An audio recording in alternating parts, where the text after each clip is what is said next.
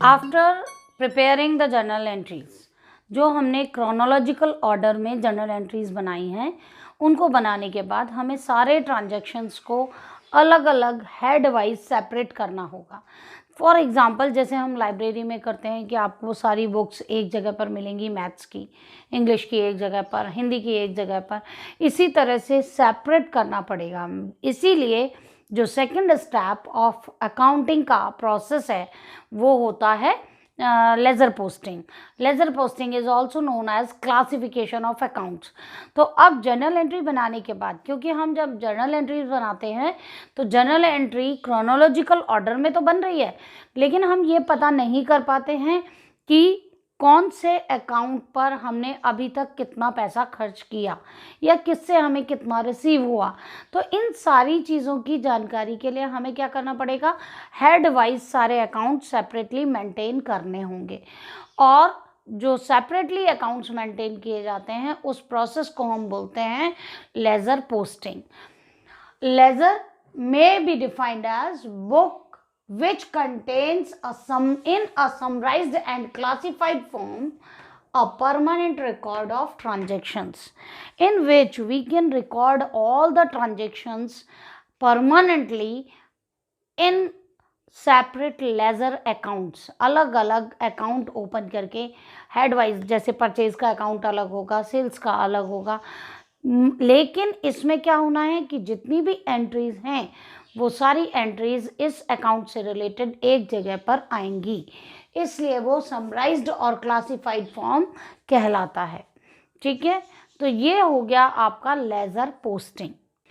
Now I will tell you how to make the ledger account. अब ledger का format मैं आपको समझा रही हूँ। फॉर्मेट बनाने के लिए अपने को ट्रांजेक्शन पूरा ओवरऑल 2 पार्ट में डिवाइड करना होगा। 2 पार्ट में कैसे? पहले फर्स्ट पार्ट डेबिट का होगा, जो half of the part is related to debit and remaining half is related to credit. तो ये इसका क्रेडिट साइड होगा। अब इन द बुक्स ऑफ, जो भी नाम होगा, in the books of ledger जिस पर्सन की बना रहे हैं, मतलब जिस ऑर्गेनाइजेशन की या जिस बिजनेस की आप बना रहे हो उसका नाम आ जाएगा। सपोज आपको कैश अकाउंट बनाना है तो आप लिखेंगे यहाँ पर कैश अकाउंट। इसमें पहला कॉलम आपका डेट का होगा, दूसरा पर्टिकुलर्स का होगा, तीसरा जर्नल फोलियो का होगा, और फोर्थ जो होगा वो आपका किससे रिलेटेड होगा, अमाउंट से रिलेटेड होगा। सेम वे में date, particulars, JF, amount. Debit side के हम नाम लिखेंगे, डेट का column date of transaction, particulars जब हम लेजर बनाएंगे तो डेबिट साइड 2 से स्टार्ट होगा। हमारी जो एंट्रीज होती हैं उसमें 2 के बाद जो भी अकाउंट आएगा उसे हम एज इट इज़ कॉपी कर देंगे, इसमें कोई मुश्किल काम नहीं है। जेएफ का मतलब होता है जर्नल फोलियो।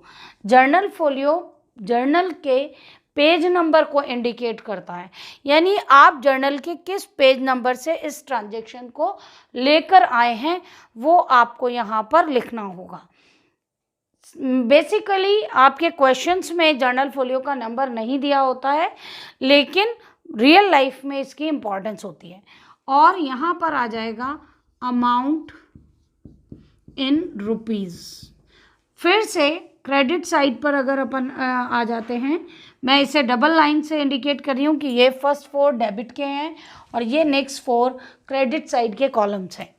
डेट, पर्टिकुलर्स,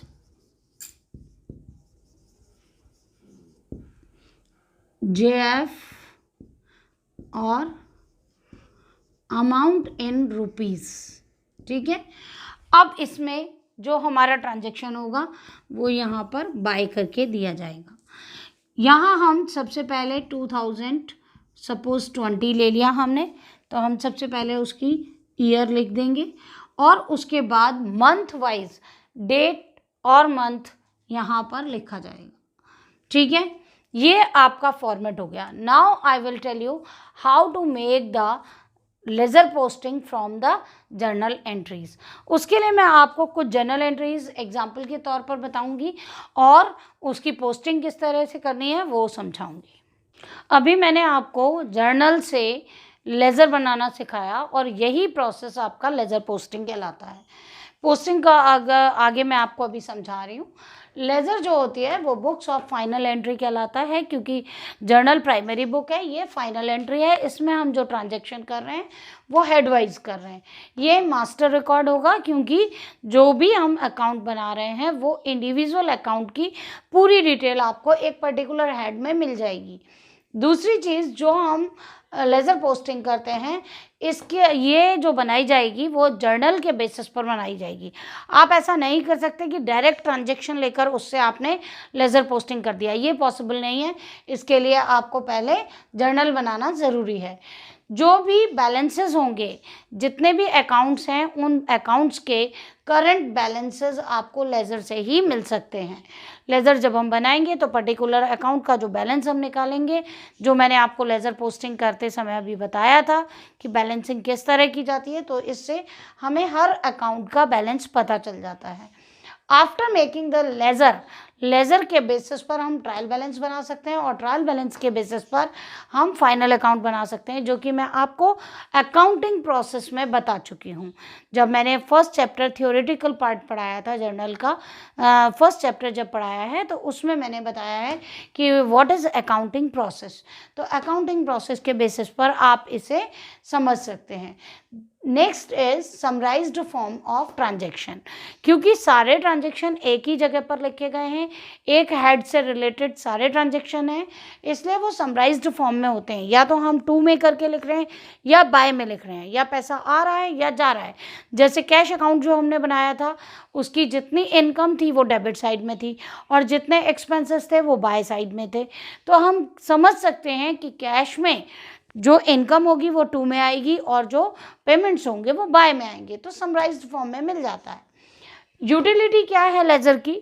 सबसे पहले provides complete information of a particular account. एक पर्टिकुलर अकाउंट से रिलेटेड सारी इंफॉर्मेशन आपको एक ही जगह पर मिल जाएगी। परचेज से रिलेटेड कितना क्रेडिट परचेज है, कितना कैश परचेजेस है, या टोटल सेल्स कितना है, ये सब। Knowledge of income and expenditure. जब हम लेज़र पोस्टिंग करते हैं तो हमारे कैश अकाउंट में, बैंक अकाउंट में जिसके थ्रू हम पेमेंट कर रहे हैं, उससे हमें टोटल इनकम और एक्सपेंडिचर का पता लगता है। And bases of for preparation of trial balance. जो आपकी लेज़र है वो किसके लिए? ट्रायल बैलेंस बनाने के लिए बेस होता है। बिना लेज़र के आप ट्रायल बैलेंस नहीं बना सकते।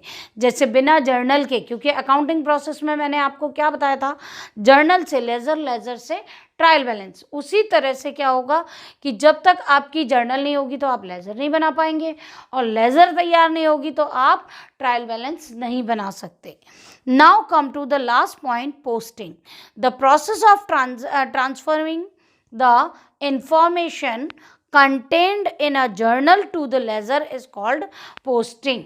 जो हमने जर्नल से लेज़र बनाने का जो प्रोसेस किया था वो पूरा process, it means transferring all the transactions from the journal to the ledger is called posting.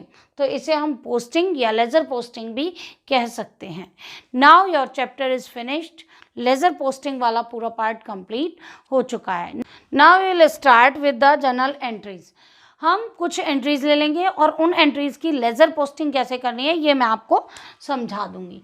Suppose आपने जितने भी ट्रांजेक्शन्स लिखे हैं उनके सेपरेट हेड वाइज ट्रांजेक्शन्स की पोस्टिंग होगी। जैसे cash account debit to capital. मैं इस समय आपको नरेशन नहीं दूंगी क्योंकि स्पेस का प्रॉब्लम है। यहाँ पर cash account debit to capital 1 lakh rupees से है, तो ये 1 लाख रुपीज़ की एंट्री हो जाएगी।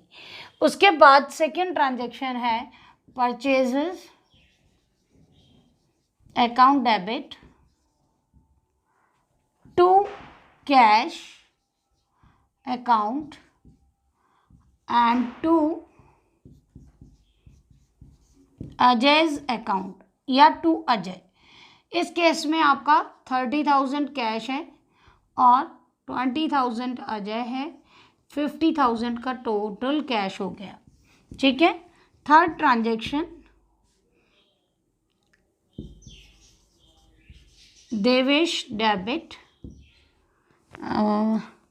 Cash account debit to sales account 30,000, 30,000, 60,000. Next is furniture account debit to cash account 50,000.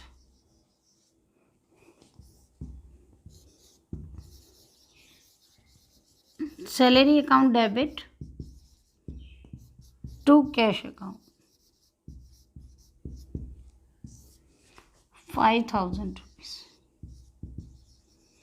Now what we have to do, we have to numbering, give the numbering of the accounts. क्योंकि क्या है, हमने general entry बना ली, लेकिन क्या होता है repetition में जब हमारे पास जनरल अकाउंट्स आते हैं, लेजर अकाउंट्स आते हैं, तो हम कंफ्यूज हो जाते हैं। तो जब आप क्वेश्चन में लेज़र बनाओगे तो उससे पहले, अकाउंट बनाने से पहले आपको ये ध्यान देना पड़ेगा कि एक भी अकाउंट का रिपीटेशन नहीं होना चाहिए। तो हम क्या करेंगे, नंबरिंग कर लेंगे। नंबरिंग के हिसाब से फॉर्मेट बनाएंगे, जैसे cash account number 1, capital account number 2, purchase account number 3, cash repeat हो रहा है नहीं लेंगे। अजय का अकाउंट नंबर 4, देवेश का अकाउंट नंबर 5, कैश रिपीट हो रहा है नहीं लेंगे। सेल्स 6, क्योंकि सेल्स रिपीट नहीं हुआ है। फर्नीचर 7, कैश रिपीट हो रहा है, कैश को नहीं लोगे। और सैलरी अकाउंट को 8 ले लोगे, कैश को नहीं लोगे। तो इस तरह से हमें कितने फॉर्मेट बनाने हैं, 8 फॉर्मेट्स बनाने हैं। जब आप क्वेश्चन में फॉर्मेट बनाओगे तो वैसे आपको क्वेश्चन में बहुत ज़्यादा लेज़र बनाने के लिए नहीं दिया जाता है, 4 और 5 अकाउंट्स ही बनवाए जाते हैं। लेकिन इसका फॉर्मेट जो होता है वो टाइम कंज्यूमिंग होता है और आपको एनी हाउ अपना टाइम सेव करना है पेपर में। तो उसके लिए आप क्या करोगे कि आप लेज़र का फॉर्मेट इस तरह से बनाओगे। हमने सबसे पहले एक फॉर्मेट बना लिया, कैश अकाउंट, परचेज अकाउंट और सेल्स अकाउंट हमें ज़्यादा बड़ा बनाना होता है। उसका रीज़न क्या होता है, इसका रिपीटेशन ज़्यादा होता है। तो ये हो गया आपका कैश अकाउंट। उसके बाद हमने बना लिया सेकेंड कैपिटल अकाउंट, छोटा सा होगा क्योंकि ट्रांजेक्शन एक ही है। और उसके बाद आपका थर्ड अकाउंट है अजय का, नहीं परचेज अकाउंट है, परचेज का ये आपने फॉर्मेट बना लिया। तो हम उसको इस तरह से लिखते जाएंगे, कैश अकाउंट, फिर उसके बाद capital account, capital account, then purchase account, purchase के बाद अजय का अकाउंट बनाएंगे। तो ये आपका अजय का अकाउंट हो गया,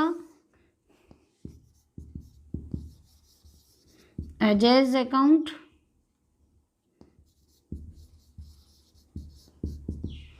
एंड लास्ट वन इज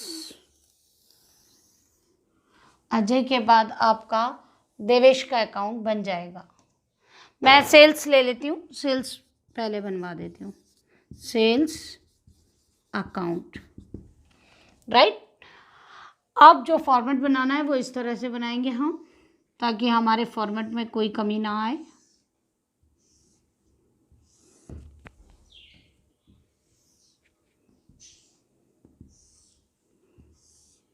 जब आप स्केल से लाइन ड्रॉ करोगे तो कोई दिक्कत नहीं आएगी, सबका फॉर्मेट सेम बनेगा सिमेट्री में, क्योंकि जब सिमेट्री में बनेगा तभी अच्छा लगेगा।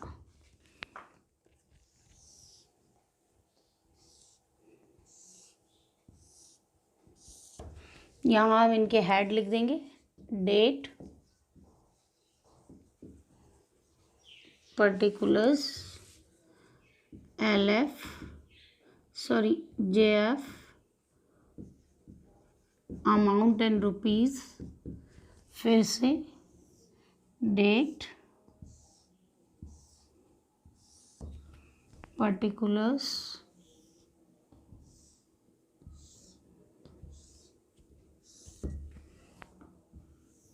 LF and amount, date, particulars JF, amount in rupees. This is the credit side and this is the debit side. After this, we'll start from the entries.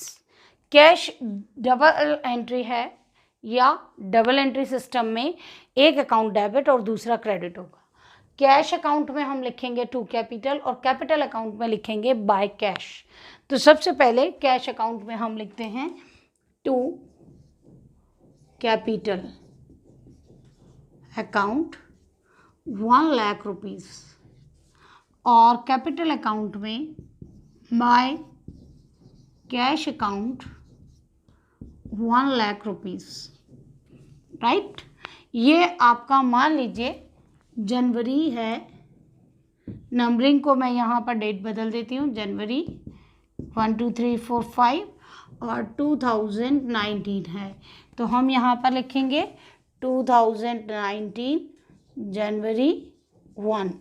Right, यहाँ भी लिखेंगे 2019 जनवरी 1. राइट, उसके बाद जो हमारा सेकंड ट्रांजेक्शन है purchases account debit to cash to Ajay. तो purchase account में हम लिखेंगे, ये क्योंकि कंपाउंड एंट्री है तो 2 बार इसका ट्रांजेक्शन होगा, यानी मोर देन 2 अकाउंट से इफेक्टेड होगा. आप क्या करेंगे, परचेज अकाउंट में लिखेंगे टू कैश और टू अजय, और कैश अकाउंट में लिखेंगे बाय परचेज लेकिन 30,000 से, और अजय के अकाउंट में भी लिखेंगे बाय परचेज बट फ्रॉम 20,000. ठीक है, तो हम यहाँ पर लिखेंगे to cash account January 2 2019 January 2 to cash account 30,000 and to Ajay 20,000. अब अजय के अकाउंट में बाय परचेजेस आ जाएगा 2019 January 2 by purchase account 20,000 rupees, और कैश में भी 2019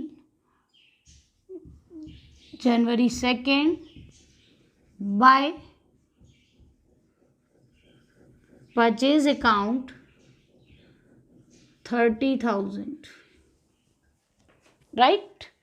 After this, third transaction, Devesh debit cash account debit to sales. तो सेल्स में हम लिखेंगे by Devesh and by cash 2019 January 3. Right, अब इसमें दोनों का अमाउंट सेम है, 30,000 से हो जाएगी एंट्री. और जब कैश अकाउंट में लिखेंगे तो 2 जनवरी 3 टू सेल्स, और केवल कैश वाला अमाउंट 30,000 यहाँ पर आएगा. देवेश से रिलेटेड अकाउंट हम यहाँ बना लेते हैं.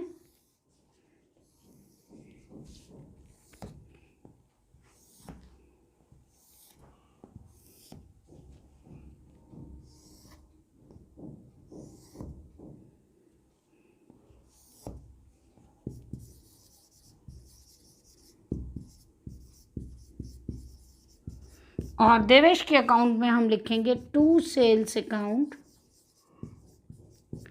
30,000 rupees for January 3rd. This is the debit side and this is credit side. Clear? Now the next transaction is related to furniture. Firstly, we will revise again cash account debit to capital, तो 2 account आपके हो गए, cash और capital. Cash account में to capital लिखेंगे और capital account में by cash लिखेंगे और फर्स्ट ट्रांजैक्शन की एंट्री हो जाएगी। सेकंड ट्रांजैक्शन में कंपाउंड एंट्री है, तो 3 अकाउंट इफेक्टेड होंगे, परचेज, कैश और अजय। तो परचेज अकाउंट में टू कैश टू अजय लिखेंगे, जो हमने लिखा है टू कैश टू अजय, 50,000 से एंट्री करेंगे।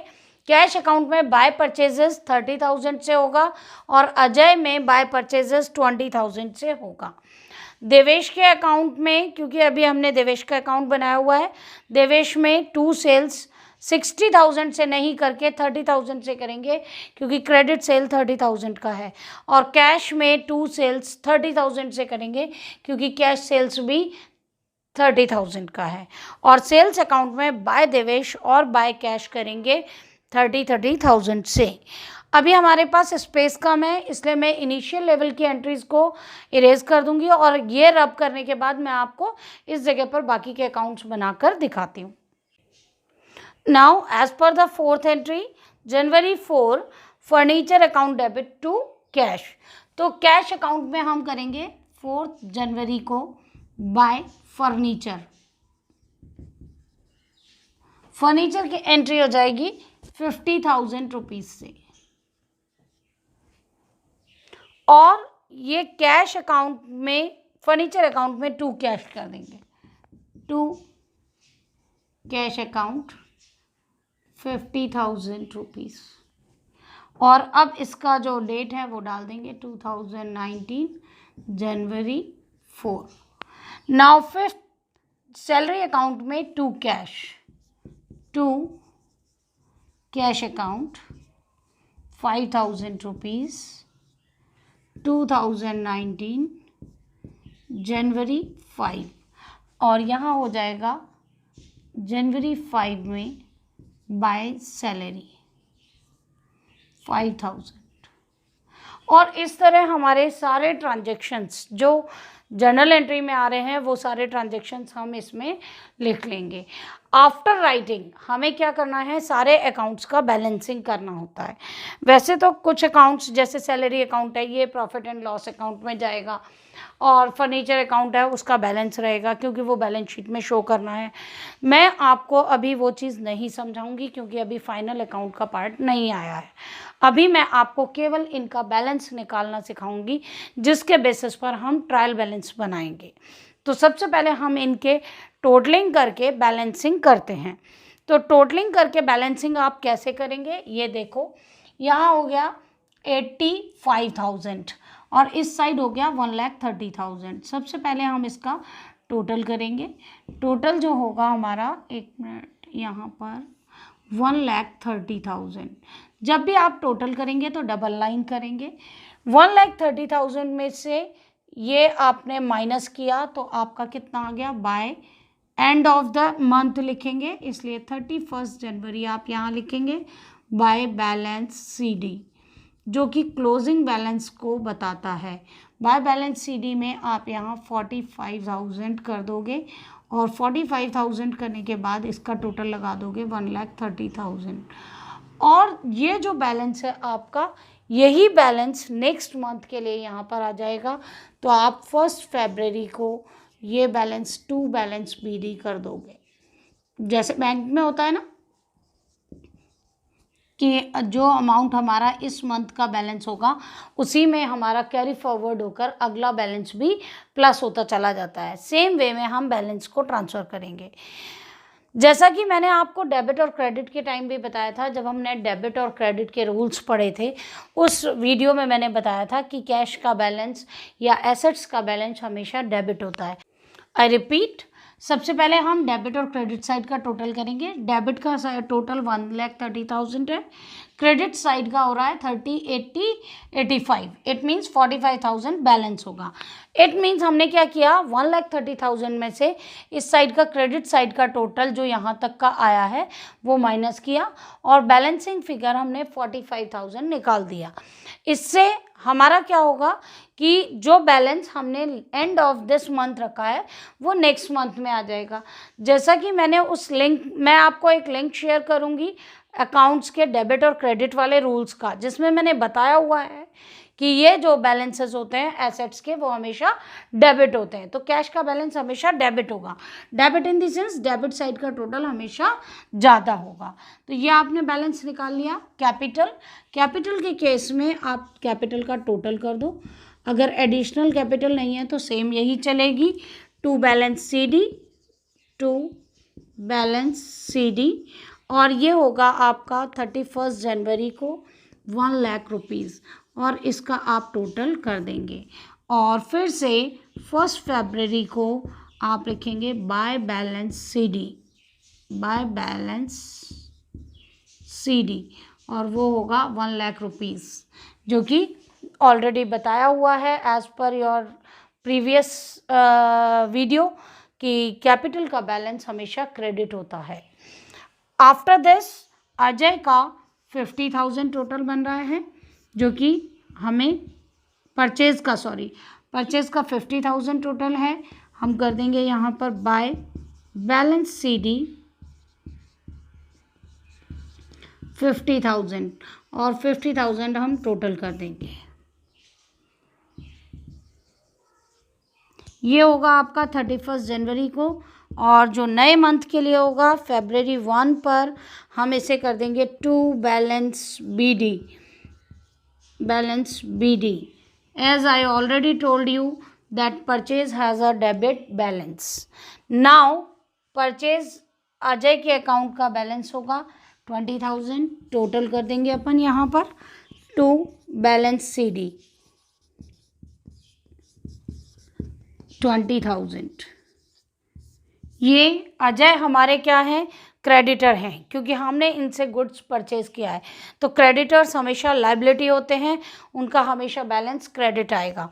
इसीलिए ये आपका 31 जनवरी को यहाँ होगा, और 1 फरवरी को इनका जो होगा वो यहाँ होगा बाय बैलेंस BD, जो क्रेडिटर्स के लिए है 20,000 रुपीज़। जब तक हम पेमेंट नहीं करेंगे ये बैलेंस शो होता रहेगा। सेल्स अकाउंट का बैलेंस हमेशा क्रेडिट होता है। यहाँ पर अगर हम इसका टोटल करते हैं तो ये आ जाता है 60,000 रुपीज़। यहाँ हम कर देंगे टू बैलेंस CD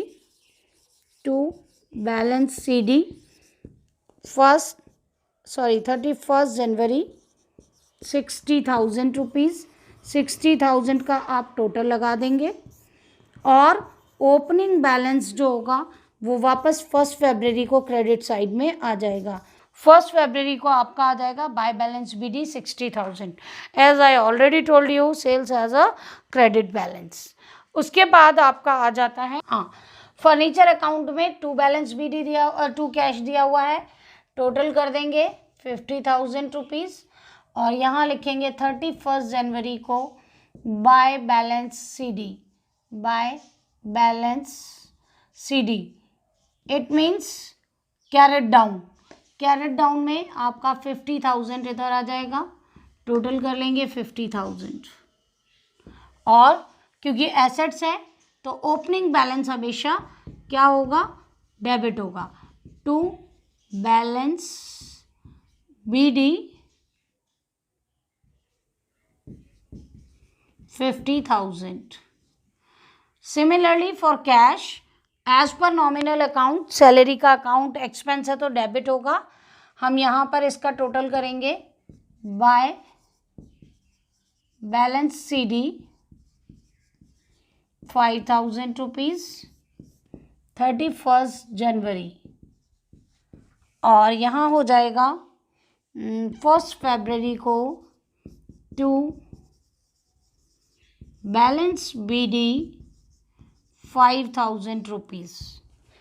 अब देवेश के अकाउंट में, क्योंकि देवेश को हमने क्रेडिट सेल किया है, गुड सेल किया है, देवेश क्या है, हमारा डेटर है, तो देवेश का अकाउंट हमेशा डेबिट बैलेंस शो करेगा। देवेश हमारा डेटर है इसलिए इसका अकाउंट हमेशा डेबिट बैलेंस शो कर रहा है जब तक वो पेमेंट नहीं करता है। तो हम यहाँ करेंगे 31 जनवरी को bye balance BD 30,000 rupees, total करेंगे तो डबल लाइन लगाएंगे, और 1 फरवरी को हम फिर से लिखेंगे टू बैलेंस BD 30,000।